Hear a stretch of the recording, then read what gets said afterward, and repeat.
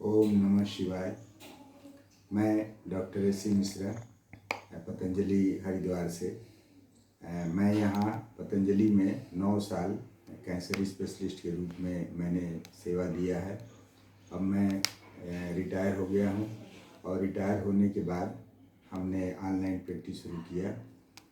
मैं रिटायर होने के बाद तरह तरह के वीडियो क्लिप बना करके आप लोगों को भेज रहा हूँ, ताकि इस जानकारी से आप लोगों को लाभ मिले।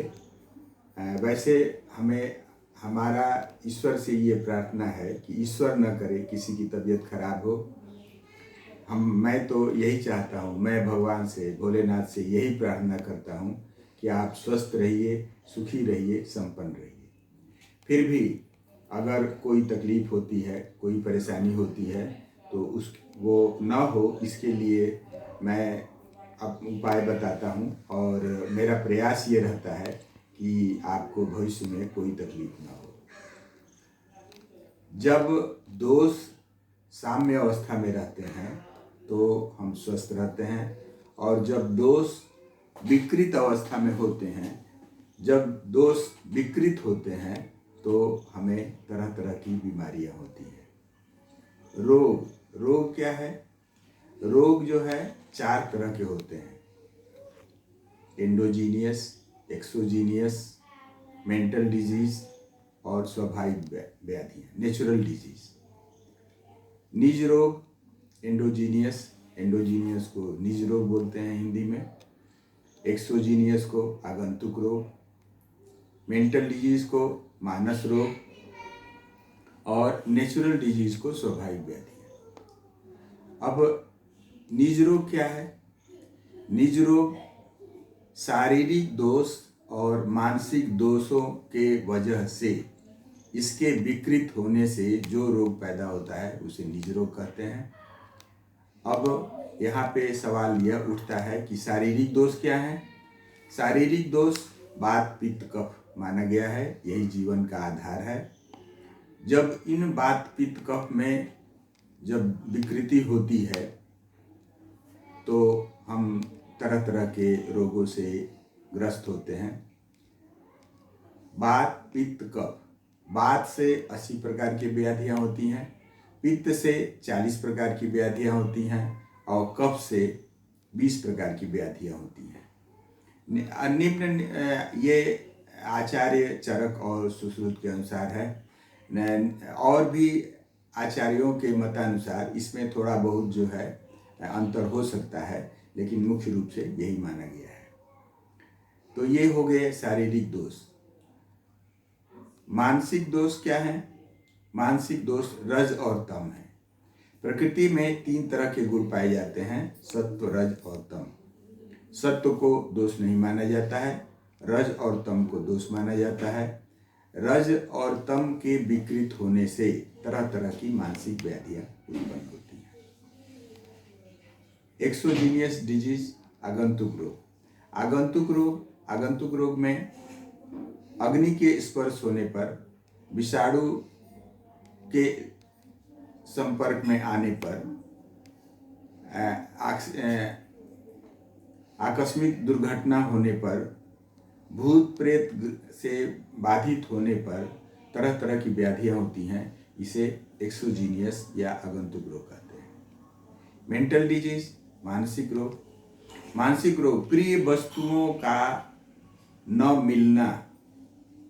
कोई प्रिय है और वो हमें अगर नहीं मिला तो कुछ समय के बाद, स्थिति जो है लंबे समय तक चलने के बाद, प्रिय वस्तुओं का न मिलना और अप्रिय वस्तुओं का मिलना, यह जो है मानसिक रोग का कारण होता है।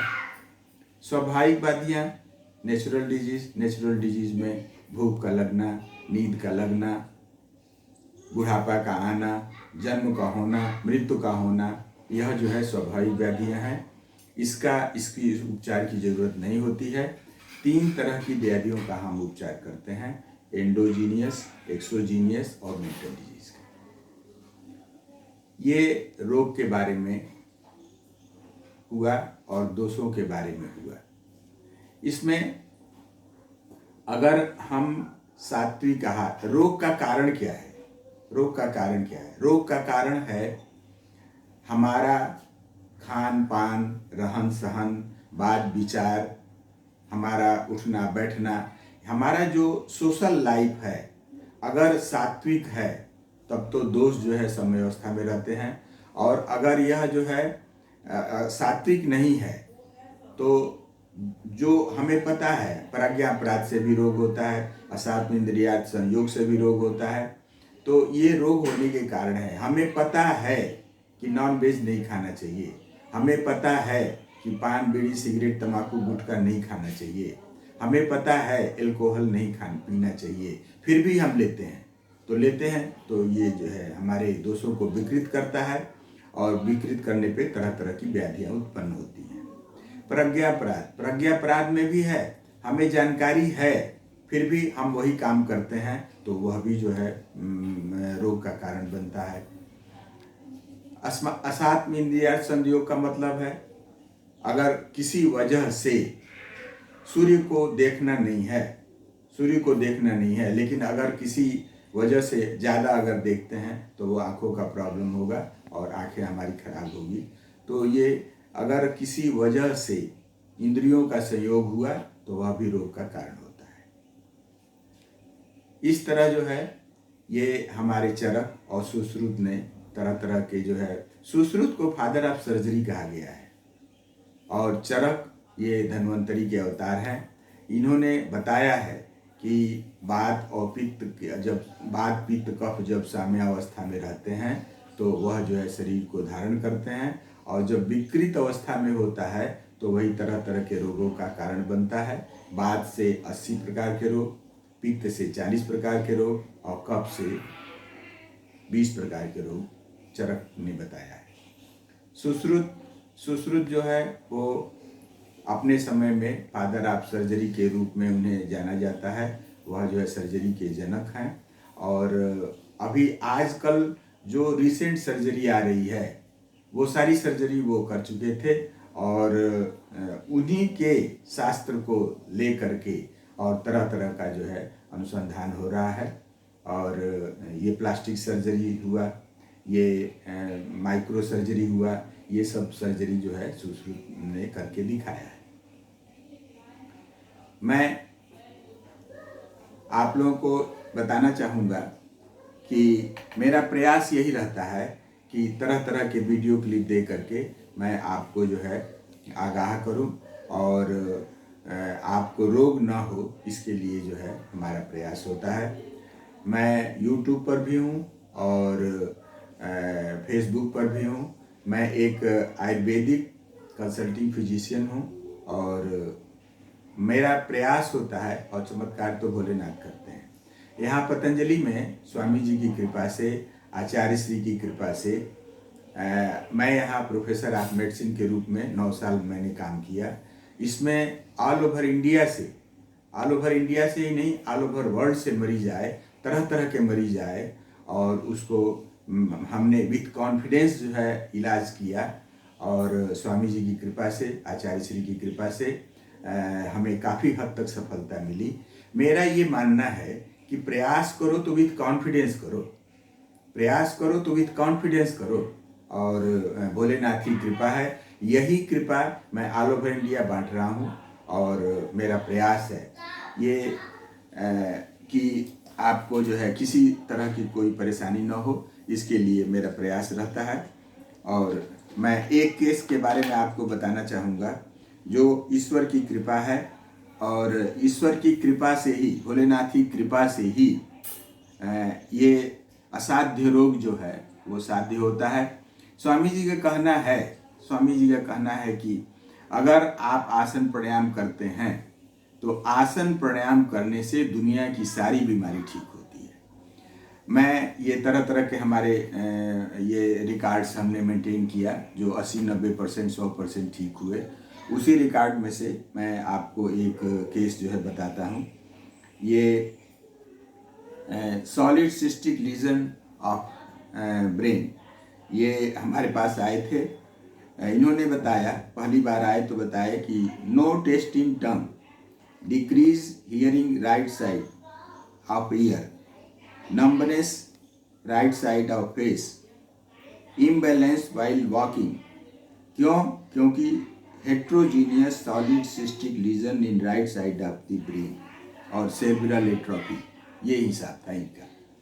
ये काफ़ी जगह इलाज कराने के बाद हमारे पास आए, हमने प्रयास किया और चमत्कार भोलेनाथ ने किया। इनकी ब्रेन की एमआरआई की रिपोर्ट में भी जो है आया है heterogeneous solid cystic lesion in right side of the brain. ये हमारे पास आए, हमने इनको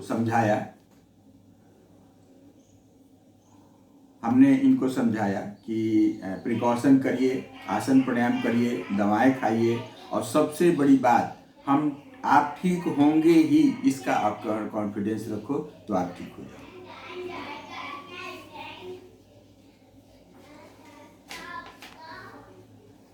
ये दोबारा जब हमारे पास आए तो इन्होंने हमें बताया कि हम 60% ठीक हैं। तिबारा जब ये आए तो इन्होंने बताया 80% ठीक हैं, और आज के डेट में ये जो है काफ़ी स्वस्थ हैं। हमने इनको जो है कांचनार गुगुल, वृद्धबाधिका बटी, कैशोर गुगुल दिया, गोधा नरक दिया, जिससे कि इनका जो है काफ़ी इनको फायदा हुआ। बादाम रोगन तेल भी दिया हमने इनको नाक में डालने के लिए। आसन प्राणायाम करने के बाद ये बादाम रोगन तेल जो है, ये 4-4 बूंद 5-5 बूंद जो है नाक में इनको डालना है। कांचनार गुगुल, वृद्धिबाधिका बटी, आरोग्य वर्धनी बटी, गोधन अर्क वगैरह दिया, जिससे कि इनको काफ़ी राहत मिला। इन्होंने आसन प्राणायाम भी किया। और सबसे बड़ी चीज़ है, अगर हमारी ज़िंदगी में प्रिकॉशन हो, अगर हमारी ज़िंदगी में आसन प्राणायाम हो,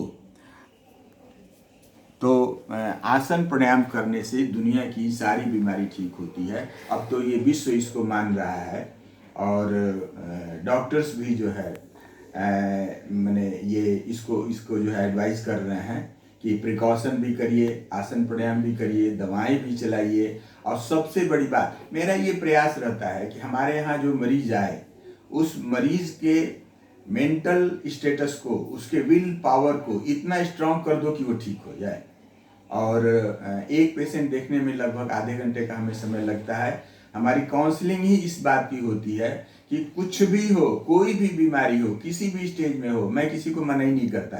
और उसका ये प्रूफ है, तरह तरह के रिकॉर्ड, यही रिकॉर्ड देख करके, यही भोलेनाथ की कृपा देख करके मैं प्रयास करता हूँ। और चूंकि हमारे पास वो केसेस ठीक है, जिस केस का मरीज आया वह केस हमारे यहाँ ठीक है, भोलेनाथ ने ठीक किया है। इसमें मेरी कोई जो है वो नहीं है, विद्वता नहीं है। प्रयास हमारा होता है, चमत्कार भोलेनाथ करते हैं। और यह चमत्कार का रिपोर्ट जब उस पेशेंट के सामने रखा जाता है, यही बीमारी है ना आपको, हाँ यही बीमारी है, देखो भाई हमारे यहाँ तो भोलेनाथ ने ठीक किया है, 1 नहीं 2 3 नहीं, कई पेशेंट ठीक किए हैं। तो जब ये ठीक हुआ है तो आप भी ठीक हो जाओगे, इसका कॉन्फिडेंस रखो। तो मरीज कहता है अब मैं ठीक हो जाऊंगा, अब मैं ठीक हो जाऊंगा, यही तो हमारा प्रयास है। मरीज के विल पावर को इतना स्ट्रांग करो कि वो ठीक हो जाए। और जब मेंटली मरीज ठीक होगा तो फिजिकली तो ठीक हो ही जाएगा। वैसे क्या होगा क्या नहीं होगा इसके बारे में कहना तो बहुत मुश्किल है, क्योंकि वो तो प्रभु के हाथ में है, वो किसी के हाथ में नहीं है। तो जो भोलेनाथ के हाथ में है, जो उनका काम है उनको छोड़ो, अपना काम आप करो। आप करो तो विथ कॉन्फिडेंस करो, ठीक होगा ही, मान के चलो। सकारात्मक सोच सबसे बड़ी बात है। सकारात्मक सोच हर समस्या का समाधान है। निगेटिव थॉट्स हर जो है मैंने उसका, सकारात्मक सोच हर समस्या का समाधान है, और नकारात्मक सोच हर समाधान की समस्या है। तो इसीलिए be positive, be positive, be positive. मैं यूट्यूब पर भी हूँ और फेसबुक पर भी हूँ। आयुर्वेदिक कंसल्टिंग फिजिशियन हूँ। ईश्वर न करे, फिर एक बार मैं कहता हूँ कि ईश्वर न करे कि आपकी तबीयत खराब हो। आप स्वस्थ रहिए, सुखी रहिए, संपन्न रहिए। और जो हमारे ये वीडियो है इसको लाइक करिए, शेयर करिए, सब्सक्राइब करिए और दूसरे को भी दिखाइए। मेरा ये प्रयास है कि ये मेरा जो अनुभव है ये ज़्यादा से ज़्यादा लोगों तक पहुँचे। अगर ज़रूरत है तो वो जो है हमसे संपर्क करें। ओम नमः शिवाय। ओम नमः शिवाय।